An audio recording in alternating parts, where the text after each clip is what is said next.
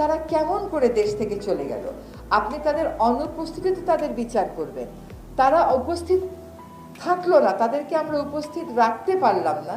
এখান থেকেও কিন্তু আসলে বোঝা যায় যে রাষ্ট্রযন্ত্রের কোন কোন জায়গায় বিচারহীনতা একটা স্বাভাবিক বিষয় হয়ে দাঁড়িয়েছে।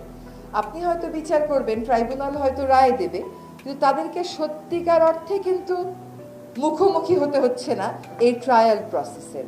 এটা তো আসলে কোনোভাবেই মানা যাচ্ছে না। ওই রকম বৈরী আবহে আমাদের তথ্য প্রমাণ সংগ্রহ করে সকল যুক্তি বিশ্লেষণ করে বিচারে যেতে হবে স্বচ্ছতার সাথে। নিশ্চয়ই আইন মন্ত্রণালয় সেই কাজটা করবেন। আমরা এখনো গ্রেফতার বাণিজ্য, মামলা বাণিজ্য এই সমস্ত শব্দ থেকে মুক্তি পেলাম না। তো এগুলো এখনো চলছে। এইগুলো একটা রাজনৈতিক কালচার না বদলালে বদলাবে না। এটা যদি আপনি ঠিকও করে দিয়ে যান, কিন্তু রাজনৈতিক কালচার যদি না বদলায়, রাজনীতি যদি বিচারটাকে নিজের মধ্যে ধারণ না করে, তাহলে এই পরিবর্তন আসলে কখনো প্রাতিষ্ঠানিক হবে না। আমরা আর কসমেটিক কোনো পরিবর্তন দেখতে চাই না, সত্যিকার অর্থে মূল্যবোধের জায়গা থেকে পরিবর্তন দেখতে চাই। আমাদের একটা কথা মনে রাখতে হবে, যারা এই খুনগুলো করেছেন তাদের সমর্থকেরা কিন্তু বিভিন্ন সেক্টরে এখন এই সমাজে আছে। যদি না থাকতো তাহলে পালিয়ে গেল কেমন করে? এটা তো আমাদেরকে বুঝতে হবে এবং তাদের জবাবটা আমাদেরকে দিতে হবে আমাদের ভালো কাজের মাধ্যমে, মূল্যবোধ গ্রথিত পরিবর্তন আনয়নের মাধ্যমে। একটা রায় হবে, কিছু মানুষ হয়তো দেশে আছে, তারা হয়তো রায়ের সাজা ভোগ করবে, বেশিরভাগই তো দেশে নেই।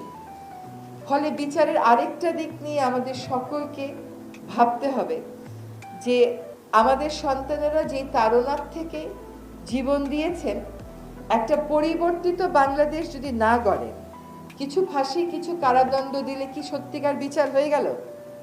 আমাদের সত্যিকার বিচারটা হবে একটা মূল্যবোধ কেন্দ্রিক সমাজ আর রাষ্ট্র ব্যবস্থা গড়ে তোলার মাধ্যমে।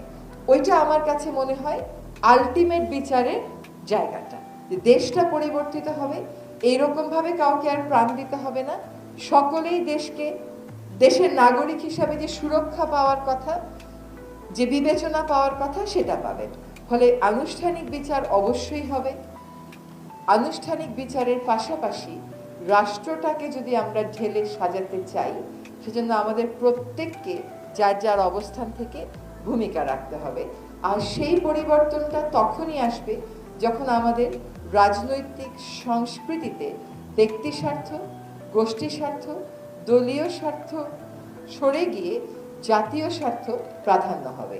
চলেন আমরা সবাই মিলে ওই জাতীয় স্বার্থের জায়গাগুলো আমাদের ভবিষ্যৎ নেতাদেরকে ভালো করে